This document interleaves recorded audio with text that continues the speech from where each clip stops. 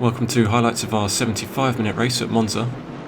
Whitlock was only 1 point away from retaking the lead of the championship, so he was looking good in the Bentley, having taken his second pole position alongside Corsaro in the only BMW.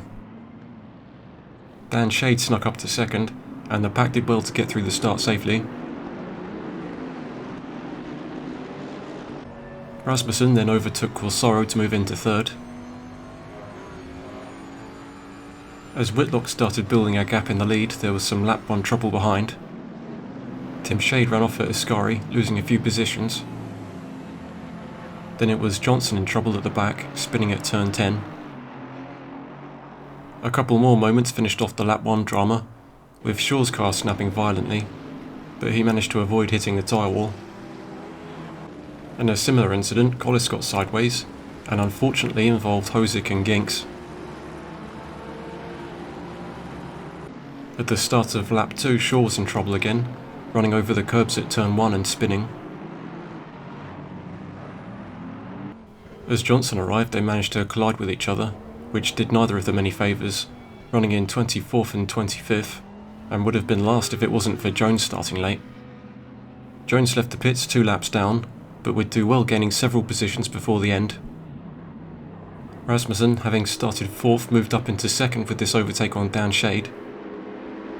So it was the Bentley team looking good in 1st and 2nd, but there were 40 laps to go with a mandatory pit stop before the end. On board with Tripod on lap 6, and while battling against Alves, perhaps missed his braking point and ran deep at turn 4. Then Alves, a bit further up, had a spin out of the second Lesmo. I'm not sure if he picked up damage from that, but he did contact the barrier and his car was looking unstable. He had finished 4th on his first race of the season, but wasn't having much luck after that. He pitted on lap 12, and then would pit one more time before retiring. Monza at night was proving to be a challenge, as drivers frequently braked too late, and the high curbs would launch cars that ran over them. On lap 7, Collis would get launched towards the barrier and instantly retired. The rate of attrition was high, as Hosick, Shaw and Wetchaser would also retire. Wetchaser had a similar problem to Alves, having struck the barrier earlier in the race, and looked like his car was unstable, pitting a few laps later before retiring. His retirement was dramatic, missing the braking point at turn 1, and almost taking out Polo before stopping the car. Friesen had started 8th and slowly moved up the order, getting into 4th by lap 15, and was pressuring Corsaro. So getting through impressively put him all the way up to 3rd. On lap 19, as drivers started coming in for their mandatory pit stop, Gould was yet to do his pit stop, and was running in 14th while pushing to catch the car ahead, when a hard crash led to him taking 2 pit stops in this race, dropping him to 21st. But he didn't give up and would finish ahead of the drivers that retired. Rasmussen was looking good in 2nd ahead of Friesen, but his pit stop, which he took on lap 21, was longer than Friesen's. As Friesen emerged from his own pit stop a lap later, Rasmussen had been demoted to 3rd.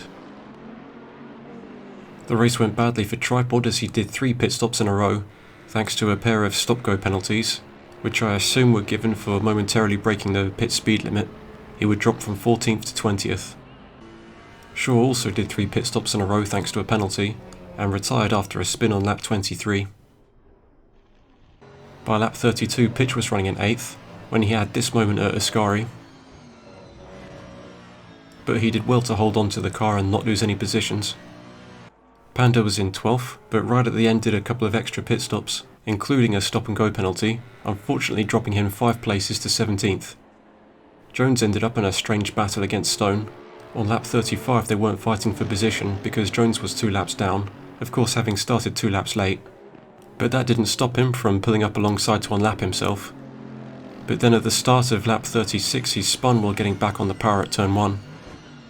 Although their battle wasn't over, as Jones' 38th lap he repeated his initial unlap against Stone. But of course it didn't change the order. The battle was unnecessary on Jones' part, because at that part of the race he was well behind Ginks in 17th and well ahead of Johnson in 19th, so potentially he could have just stayed behind Stone for the last few laps. But bringing his Mercedes home in 18th was a good result, considering he'd started in 26th from the pits and being 2 laps down. Whitlock took his 4th win, placing himself back in the lead of the championship, and this was the first time that he managed to get the fastest lap. Friesen took second, and Rasmussen got his first podium in third. Lolovic also got his best result so far in fourth. Likewise, Pitch in the top 10 for the first time. Retirements are now represented in the tables, and they still earn championship points. On the team standings, Madhouse lead by 1 point. A very good result for the Bentley team, both on the podium, while the Shea Bros are in a strong third. So that was our endurance race at Monza, and we'll be back with highlights from the Circuit Paul Ricard, so we'll see you then.